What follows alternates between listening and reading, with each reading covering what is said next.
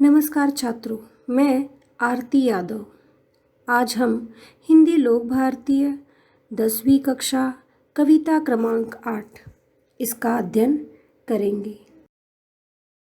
कविता क्रमांक 8 गजल। इसके कवि माणिक वर्मा जी हैं। छात्रों, माणिक वर्मा जी का जन्म 1938 उज्जैन मध्य प्रदेश में हुआ है। अब हम इनका परिचय भी देखेंगे। हास्य व्यंग के सशक्त हस्ताक्षर माणिक वर्मा जी वाचिक परंपरा में प्रमुख स्थान रखते हैं। इनके व्यंग बड़े ही धारदार होते हैं। इनकी गज़लें बहुत ही प्रेरणादायी होती हैं। और छात्रों, अब हम इनकी प्रमुख कृतियाँ भी देखेंगे। बच्चों, अब हम आगे चलते हैं। गज़ल मेरी इबादत है, आखिरी पत्ता गज़ल संग्रह है, आदमी और बिजली का खंभा, महाभारत अभी जारी है, मुल्क के मालिकों जवाब दो, इत्यादि। ये सारे जो हैं इनकी प्रमुख कृतियाँ थी। छात्रों,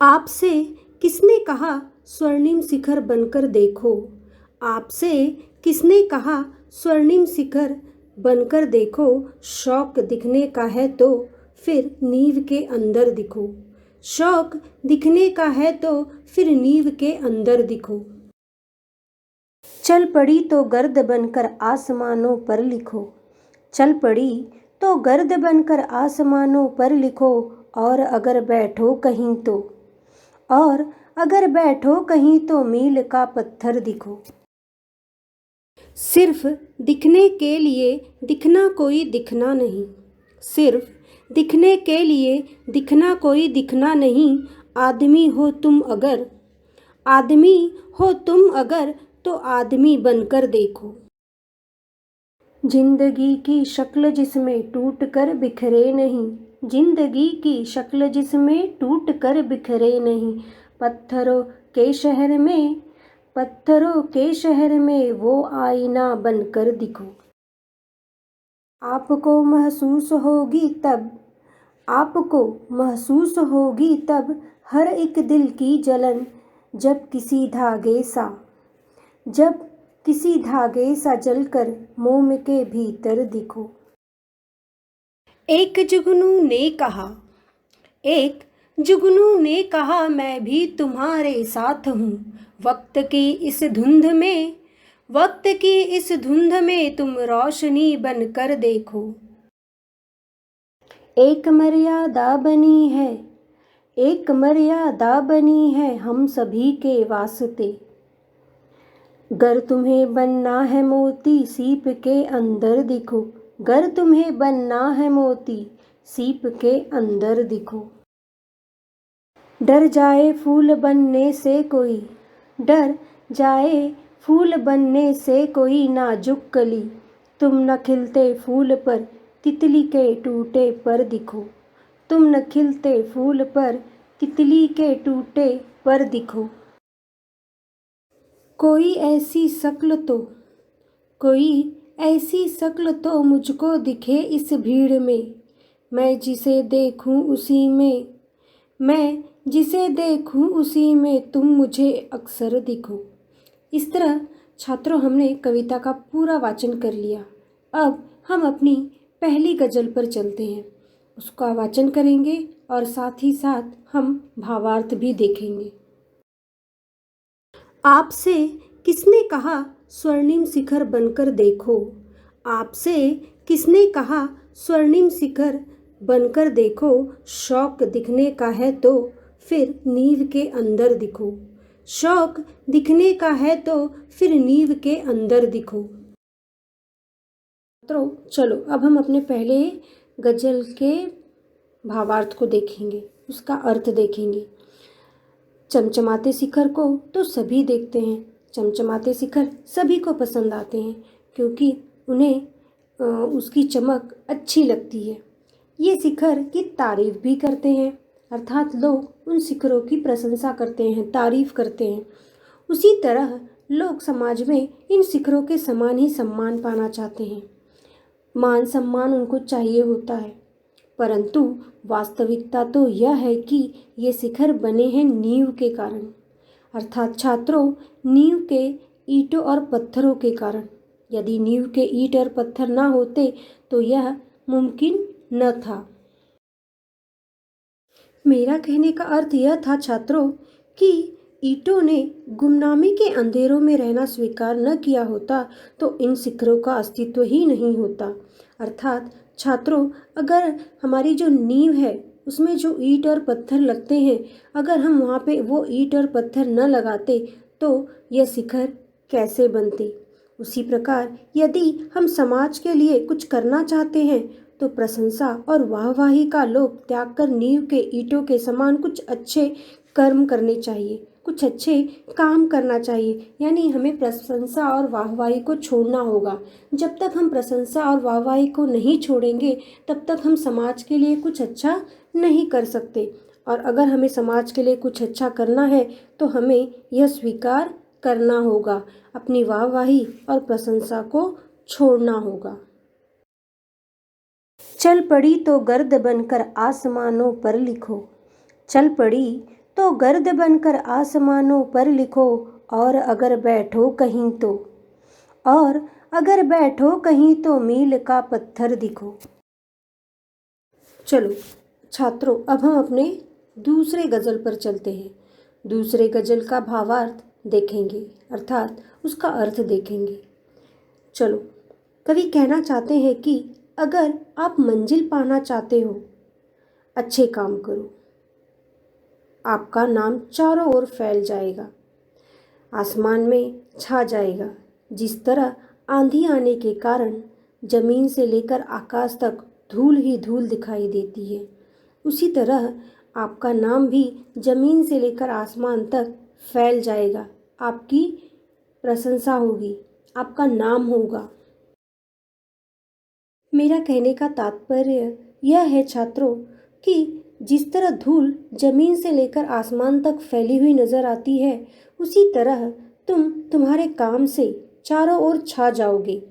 अगर आप मंजिल की ओर बढ़ते हुए मार्ग में कहीं बैठ जाते हो या थक जाते हो तो भी मील के पत्थर के समान बनो, क्योंकि मील का पत्थर एक जगह होने पर भी आने जाने वालों के लिए मार्गदर्शन करता है, अर्थात रास्ता बताता है, उनको आगे बढ़ने के लिए मार्ग देता है।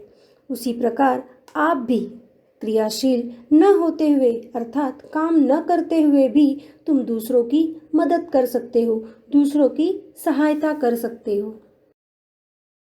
सिर्फ दिखने के लिए दिखना कोई दिखना नहीं, सिर्फ दिखने के लिए दिखना कोई दिखना नहीं। आदमी हो तुम अगर, आदमी हो तुम अगर तो आदमी बनकर देखो। अब हमने तीसरी गजल का वाचन किया, अब हम इसका भावार्थ देखेंगे, अर्थात अर्थ पर ध्यान देंगे। चलो छात्रों, लेखक कहना चाहते हैं कि हमारा भाग्य है कि हम मनुष्य हैं।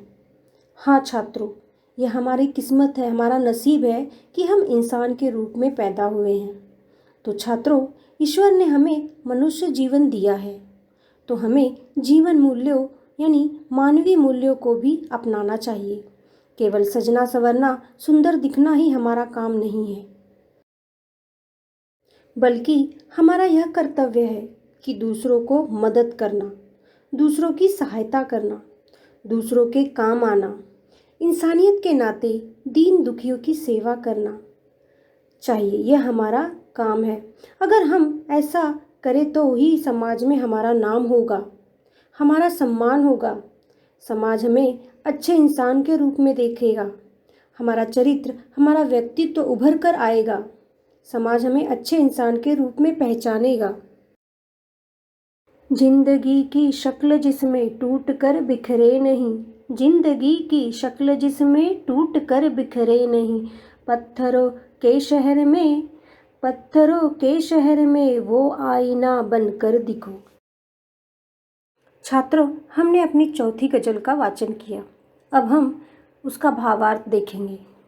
छात्रों, लेखक कहना चाहते हैं कि हमें ऐसा बनना चाहिए कि चाहे कैसी भी प्रतिकूल परिस्थिति हो, न घबराते हुए प्रतिकूल परिस्थिति का सामना करना चाहिए और अपने लक्ष्य को हासिल करना चाहिए, अपने लक्ष्य तक पहुंचना चाहिए। चाहे जैसी परिस्थिति हो, चाहे जैसी मुसीबत हो, हमें विचलित नहीं होना चाहिए। बिना टूटे, बिना बिखरे हर परिस्थिति का डटकर सामना करना चाहिए और अपने लक्ष्य की तरफ बढ़ना चाहिए। अर्थात छात्रों, कवि कहते हैं कि जिस प्रकार आईना वही दिखाता है जो सामने होता है, अर्थात आईना झूठ नहीं बोलता, उसी तरह आदमी को भी पारदर्शी होना चाहिए। हर परिस्थिति में, हर हाल में अडिग रहना चाहिए और बिना घबराए, बिना डरे अपने लक्ष्य की तरफ, अपनी मंजिल की तरफ बढ़ना चाहिए। आपको महसूस होगी तब, आपको महसूस होगी तब हर एक दिल की जलन, जब किसी धागे सा जलकर मोम के भीतर दिखो। अब हम इसका भावार्थ देखेंगे। छात्रों, लेखक कहना चाहते हैं कि हमें दूसरों के प्रति हमेशा दया की भावना रखनी चाहिए, हमेशा सहानुभूति होनी चाहिए। तब जाकर हम दूसरों के दुख दर्द को जान सकते हैं और उसे कम कर सकते हैं, उसे समझ सकते हैं, उसे दूर करने का प्रयत्न कर सकते हैं। अर्थात जिस प्रकार मोमबत्ती का धागा मोम के साथ ही रहता है और उसके साथ ही जलता है, उसी प्रकार हमें दीन दुखियों के साथ रहकर उनका दुख दूर करना चाहिए। कहने का तात्पर्य यह है कि जैसे मोमबत्ती का धागा सदा उसके साथ रहता है और उसके साथ ही जलता है, उसी प्रकार हम दीन दुखियों की पीड़ा को समझेंगे तो उसे दूर करने का यथासंभव प्रयत्न करेंगे, हर कोशिश करेंगे। उसी प्रकार हम अपना मानव धर्म भी निभा पाएंगे। एक जुगनू ने कहा मैं भी तुम्हारे साथ हूँ, वक्त की इस धुंध में तुम रोशनी बनकर देखो। चलो छात्रों, अब हम अगली गजल का भावार्थ देखेंगे। अंधकार में चमकता हुआ जुगनू आशा रूपी किरण के समान है, जो अंधकार में प्रकाश फैलाता है, अंधेरे को मिटाता है। उसी प्रकार जब वक्त हमारा साथ न दे रहा हो, हर तरफ असफलताएं धुंध के समान छाई हो, निराशा रूपी अंधकार का साम्राज्य हो, ऐसे समय में एक छोटी सी आशा की किरण भी बहुत बड़ा सहारा बन सकती है। कहने का अर्थ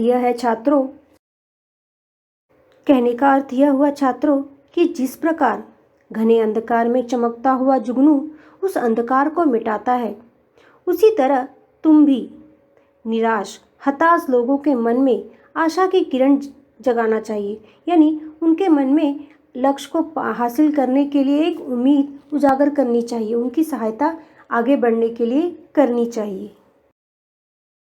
एक मर्यादा बनी है हम सभी के वास्ते, गर तुम्हें बनना है मोती सीप के अंदर दिखो, गर तुम्हें बनना है मोती सीप के अंदर दिखो। यहाँ पर कवि कहते हैं कि मनुष्य के लिए कुछ मर्यादाएं हैं, कुछ सीमाएं हैं, जिन्हें मानकर वह अपने कर्तव्य का पालन करे, क्योंकि इसी के द्वारा वह जन समुदाय या मानव समाज की सेवा भी कर सकता है। अर्थात छात्रों, अपनी मान मर्यादा में रहकर व्यक्ति अर्थात मानव अपने सारे कर्तव्य का पालन कर सकता है, आगे बढ़ सकता है, इस समाज की सेवा भी कर सकता है। इन जन समुदाय में या मानव समाज में वह आगे बढ़ सकता है। उसी तरह अपनी मान मर्यादा में रहकर हर कर्तव्य का पालन करना चाहिए। अर्थात छात्रों, जिस प्रकार एक सीप के अंदर मूल्यवान मोती छिपी होती है, उसी प्रकार हमें भी समाज के कल्याण के लिए मर्यादाओं के भीतर रहकर श्रेष्ठ कर्म करने चाहिए, यानी अच्छे काम करने चाहिए, क्योंकि इसी भावना के द्वारा मनुष्य सम्मानित होता है। कवि के द्वारा दी गई पंक्तियों के भीतर यही केंद्र भाव छिपा हुआ है, अर्थात यही भावना हमारे मन में भी होनी चाहिए और तुम्हारी यह कल्याण भावना तुम्हें एक पहचान देगी, सम्मान देगी। डर जाए फूल बनने से कोई नाजुक कली, तुम न खिलते फूल पर तितली के टूटे पर दिखो, तुम न खिलते फूल पर, तितली के टूटे पर दिखो। अब हम अपने इस गजल का भावार्थ देखेंगे। इस गजल में कवि कहना चाहते हैं कि कोमल कली फूल बनने से डर जाती है। उसे मालूम है कि मैं जब फूल बनूंगी तब कितनी सारी तितलियां, कितने सारे भंवरे आकर मुझे परेशान करेंगे, मुझे तंग करेंगे। ऐसे समय में उसे हमें सहारा देना चाहिए, उसके मन का डर निकाल देना चाहिए, उसकी मदद करनी चाहिए। इस तरह कवि हमें बताना चाहते हैं कि तुम उस फूल को तितली से बचाने का प्रयास करो, कोशिश करो। अर्थात संकट के समय या मुसीबत के समय डगमगाते कदमों को सहारा देना चाहिए, सहायता करनी चाहिए, अपने लक्ष्य की तरफ बढ़ने में मदद करनी चाहिए, उन्हें लक्ष्य को हासिल करने में आगे सहारा देना चाहिए, सहायता करनी चाहिए। कोई ऐसी शक्ल तो मुझको दिखे इस भीड़ में, मैं जिसे देखूं उसी में तुम मुझे अक्सर दिखो। इस तरह छात्रों, हमने कविता का पूरा वाचन कर लिया। अब हम अपनी पहली गजल पर चलते हैं, उसका वाचन करेंगे और साथ ही साथ हम भावार्थ भी देखेंगे। अब हम अपने अंतिम गजल का भावार्थ देखेंगे। इस भावार्थ में कवि कहना चाहते हैं कि यह संसार मनुष्यों का एक सागर है। भीड़ में जाने अनजाने अनगिनत चेहरे हर तरफ दिखाई देते हैं, अर्थात हमें हर तरफ भीड़ ही भीड़ नजर आती है, चारों तरफ लोग ही लोग नजर आते हैं। तो हे ईश्वर, मैं चाहता हूँ कि मैं जिससे भी देखूँ मुझे उसी में तुम नजर आओ, तुम दिखाई दो। तुम तो सर्वव्यापक हो, सब जगह विद्यमान हो, हर जगह तुम ही तुम हो। तो हे ईश्वर, प्राणी हो या मानव, सबके अंदर आपका ही वास है, आप ही रहते हो, तो मुझे आपकी ही झलक दिखाई दे। अब हम अपने स्वाध्याय की तरफ चलते हैं। चलो छात्रों, अब हम अपने पहले प्रश्न पर चलते हैं। सूचना के अनुसार कृतियाँ कीजिए।